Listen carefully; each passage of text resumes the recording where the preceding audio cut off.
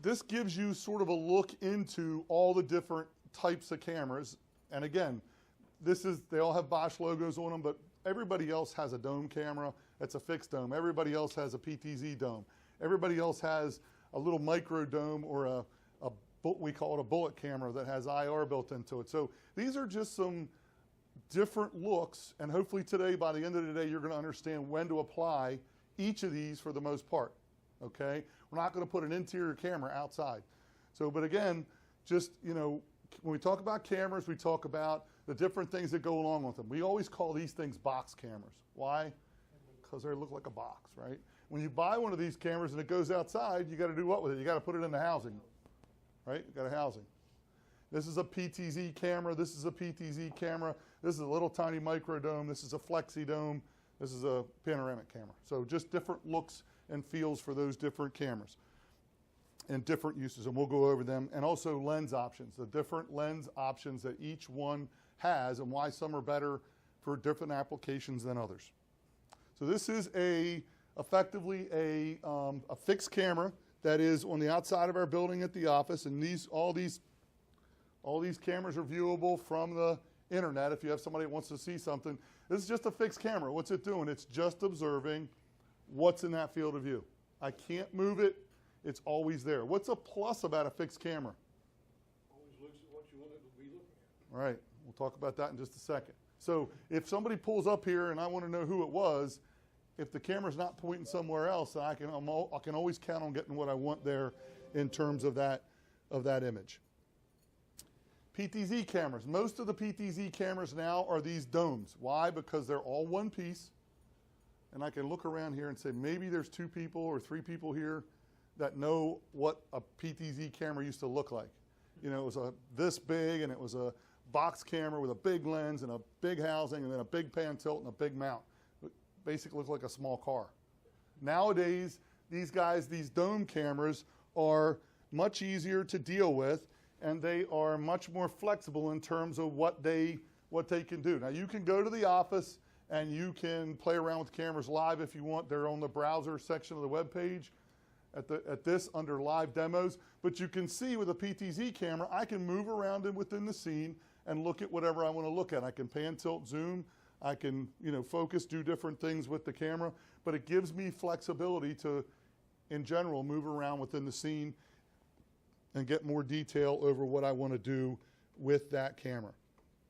Panoramic camera. How many people have messed around or seen a panoramic camera other than Justin? Rich? Okay. So pano cameras. Pano cameras are pretty cool, but I want to talk about, as we move forward, when you don't want to use a pano camera because it could be a little bit of a problem. So this is a panoramic camera within our conference room, demo room at the office. And you can see from edge to edge, and you'll see as we move around, it just keeps connecting. It's giving you everything in the room. So I put a camera in the ceiling where that motion detector is. It's going to give me everything continuous in the room.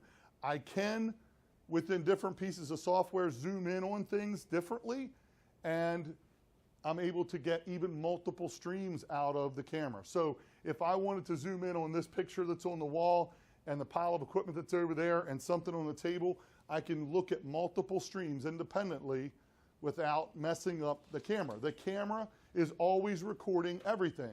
So no matter what I'm looking at on the screen, the camera is able to play back something that was back there, right? I always kind of joke about this, but eyes in the back of your head. Remember how your mother knew you were doing something and was that, what are you doing back there? And just, gotcha.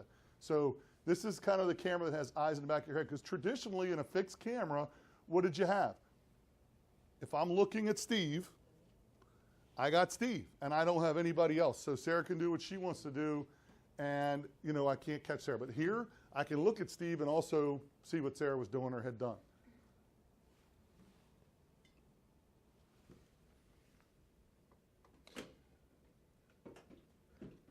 Here is a different one. This is one that we did a demo in a museum. And so each one of these little areas, there were 4 of them. They had to have one camera in each area to be able to see what was going on in the area. With one camera on a pole mounted on the ceiling, we could cover the entire space much better than we could with an individual camera in each area. All they really wanted to see was somebody in there touching something or getting behind a display and stuff like that. And then they would have to move the cameras around constantly based on the display. If the display changed, they would have to alter where the camera was mounted. With this panoramic camera, we were catching guys all the way up in the corners of each one of the zones. So these panoramic cameras are pretty decent. There's two different varieties in the Bosch family. There is a 180 camera, which would be a wall-mounted camera that would get 180 like this, and there's a 360, which is a ceiling-mounted version, which is what you see here. So it's top-down looking at what's going on.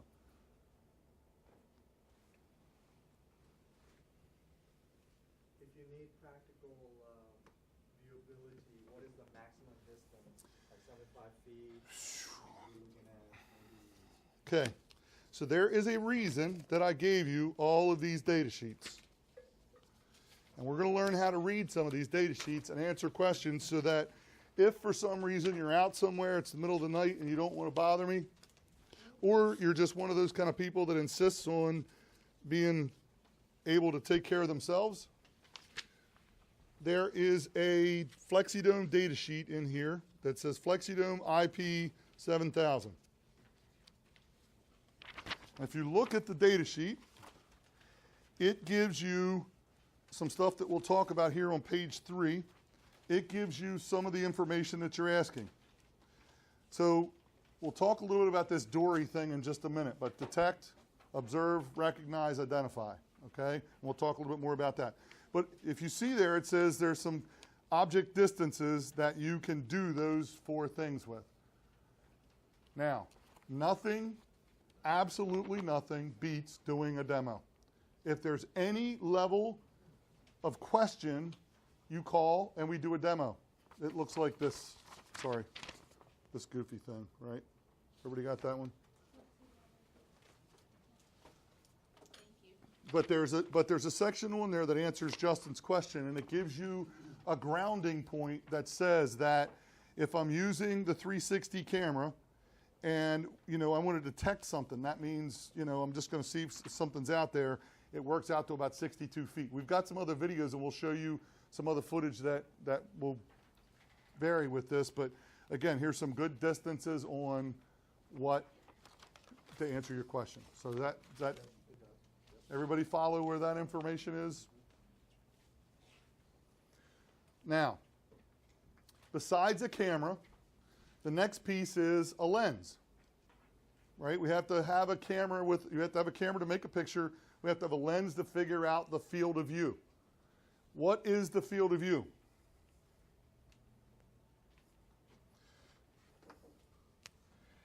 I'm a terrible artist. So we have a camera, and we have a lens, and we have to have some sort of an idea what the distance is between the object that I want to see and the camera.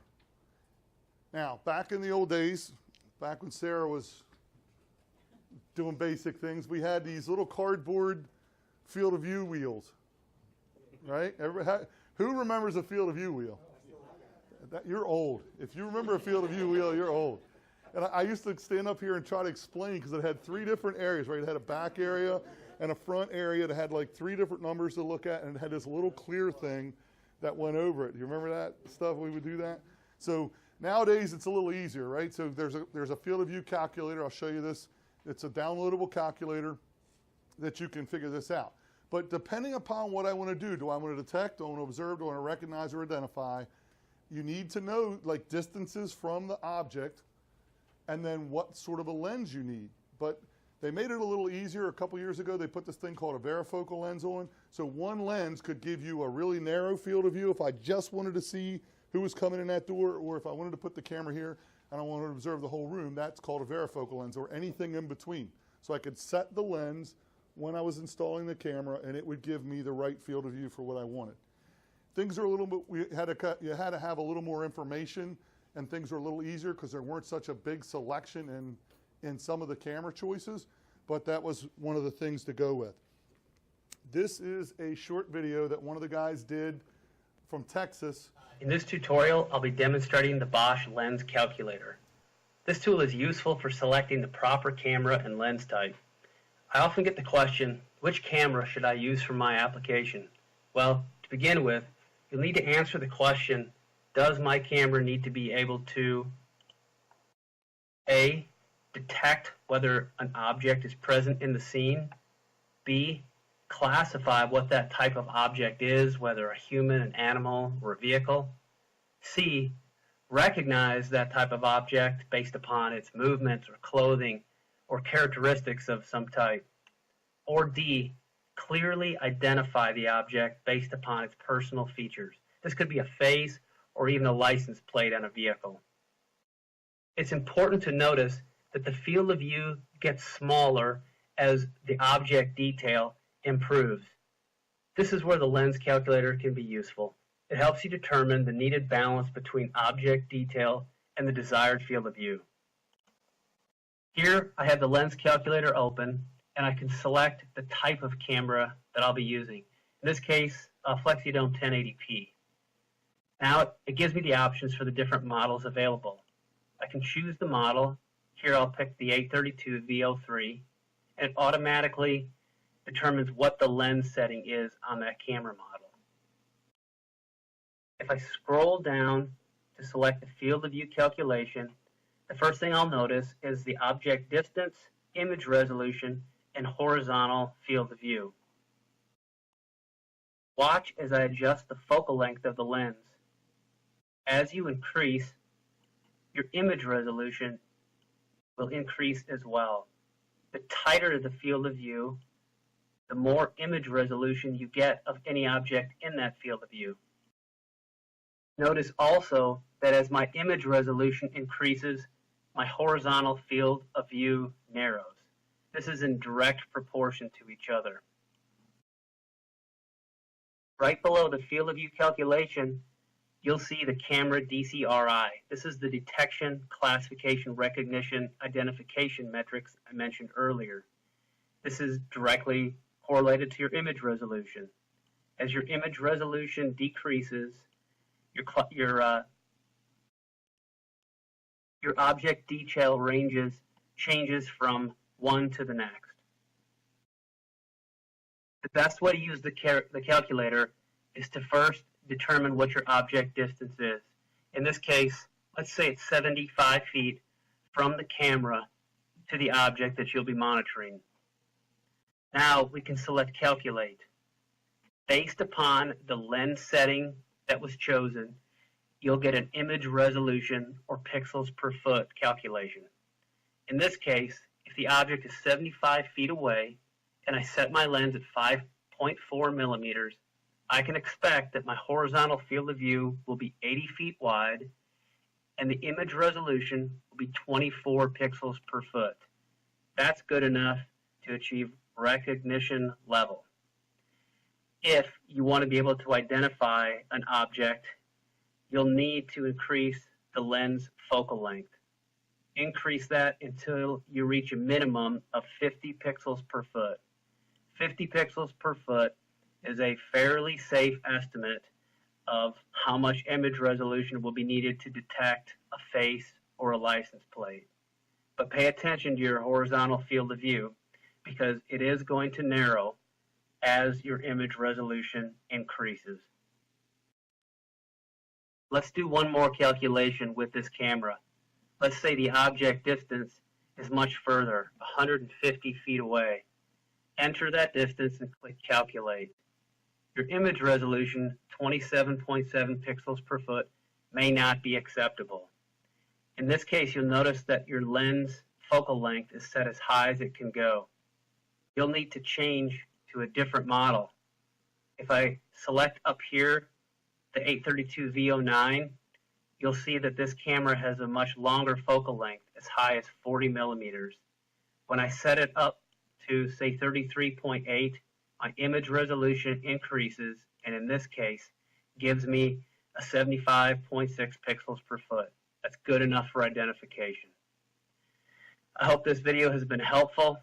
Practice with it, and you'll find that it'll be helpful for you too as well. Thank you. Okay. How many people get stuck in the office using blueprints? Right? So does everybody know what a, well, I don't even know what the heck it's called anymore, but the little, like a calculation wheel or the little thing that tells you the scale, because it's what it's called, the scale. Everybody understand that, right? If you go out in the field, you get stuck running out in the field to do a quick survey, a couple of quick things you need to understand. How big are these ceiling tiles? 2 by 2 typically, or 2 by 4. Some of them that are smaller are just count on a foot, okay? But this is a 2 by 2 tile.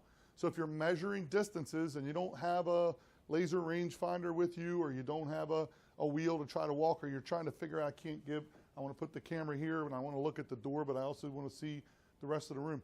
Learn how to do different rough, crude measurements and give yourself some flexibility there, okay? Learn what your pace is so you can walk off what the distance is. Put your back against the wall, above, like below where you think you want to mount the camera, and walk to the area you want to see and do a rough measurement, okay? If you are an outdoor kind of person, a hunter or whatever, or you just have a little bit of extra money, you can go buy like a laser rangefinder at Dick's or Cabela's or one of those other kind of outdoor stores, and you can do a distance like that.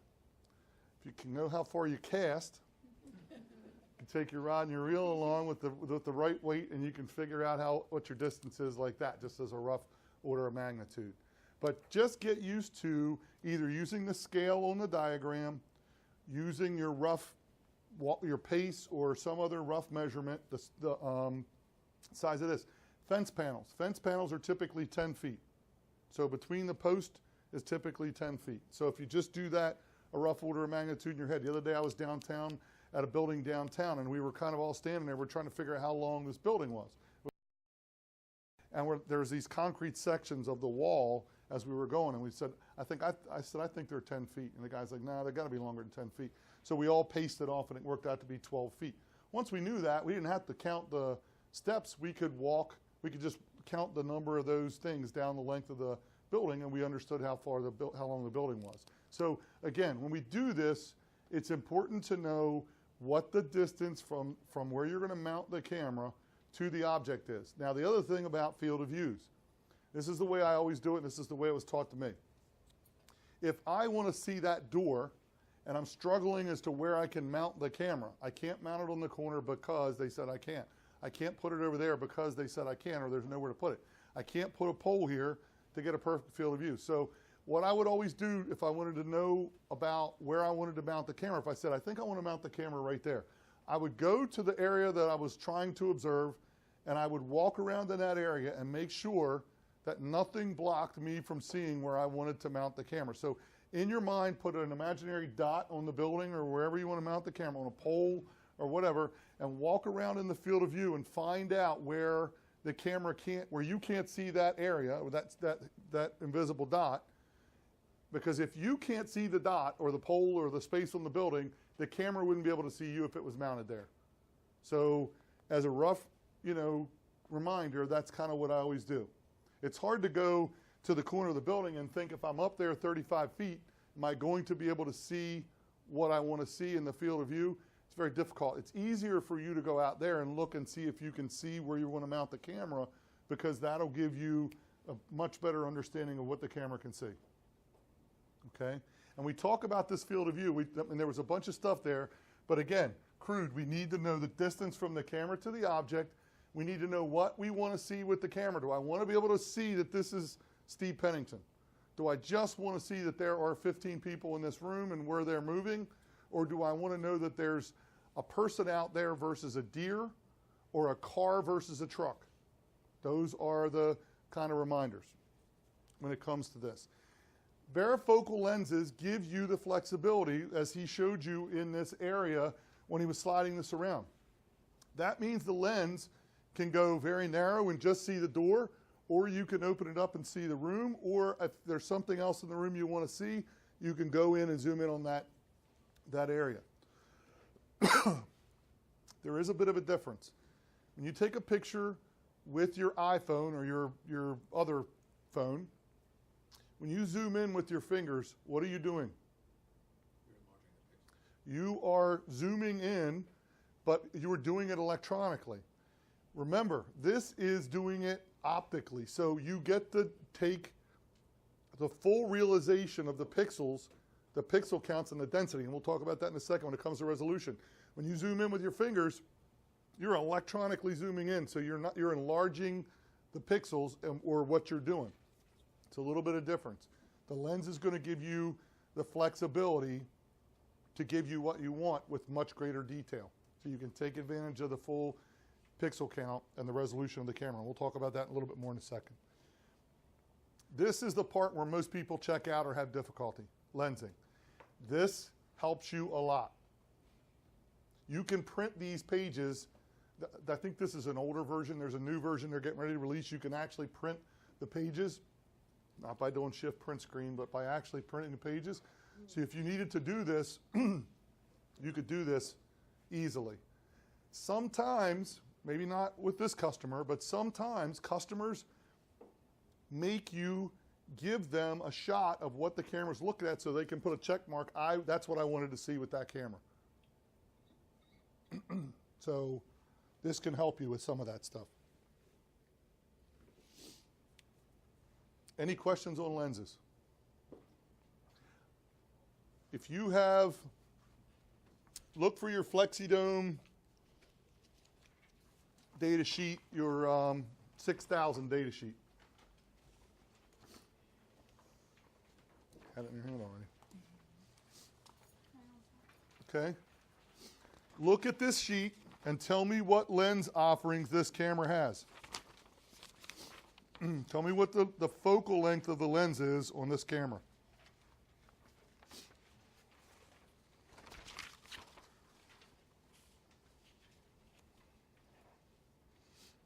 Look on page 6. On the right column, it says optical. Tell me what the focal length is.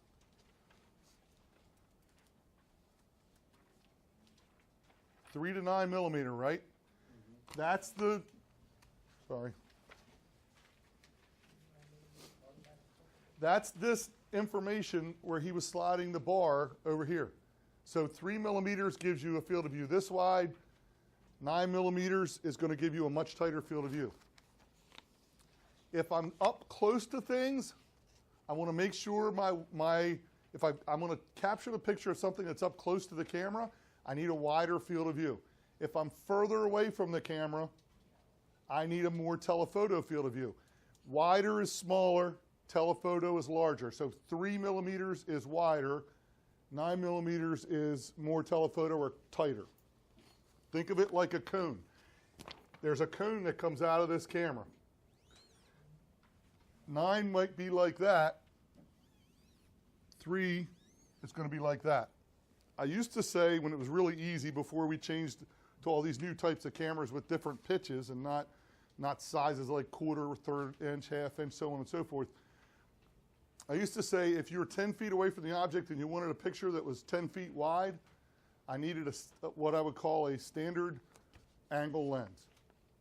If I was 10 feet away from the object and I needed a picture that was twice as wide as that, 20 feet or 18 feet, something like that, I needed what was called a super wide angle. It would be a very small number, like a 2.1. If I was 10 feet away from something and I needed to see a picture that was 5 feet wide, I needed a more telephoto lens.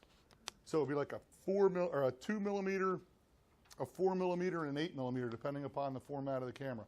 This takes out you having to understand all that crazy stuff that we used to have to know with that lens field of view calculator. We used to have to know the imager size, the lens, the distance, and then you had to have like the angles and all this stuff. That little wheel, most people probably after a class would take that thing and put it in a trash can before. Not just, you still have. You want to get up and teach everybody how to use it? I actually made one that was a big giant one that I could put up on the board because it was easier to teach how to do it. Or I was lucky if somebody else in the class knew how to do it, we could break the class up and go over it. But this is a really helpful tool. You can download, it's free. There's also some other tools which will give you in the resources, I'll send you an email, that is a different companies, and it gives you different cameras. Ours just gives you, Bosch's just gives you Bosch cameras. There's a one out there we call the IPVM field of view calculator, that gives you a lot of different manufacturers with all the information. They keep it up to date pretty regularly, so it's a really good resource.